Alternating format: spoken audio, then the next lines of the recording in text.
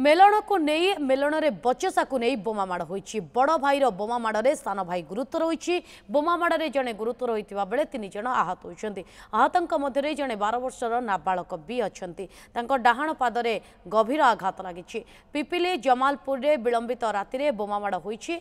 बोमा माड़ हेबा परे जहा कुहा जाउछि जे राति 3टा समय घटना घटी। गुरुतर राजकिशोर नायक तांको एम्स रे भर्ती करा जाइछि।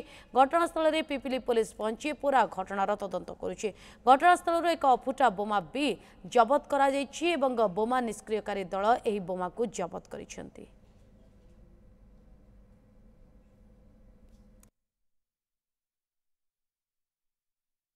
मत कहला पाली मत दियो मुझे 60,000 टका देदेबू ताले पाली पकेबू ना ना 60,000 देवी 20,000 देवी 20,000 पाली दिया हबन आमर अनुष्ठान खाली चली से धमक देखा कहला बम फोपाड़ देवी पाली घटना केन्द्र करी बोधे सीया से कौन भावितब आमती गोटे कला पाली तो खेल हलानी मिलना बंद है एपटे फोपाड़ा अटैक कला आम उपर आम अनुष्ठान नु आज्ञा से नष्ट कला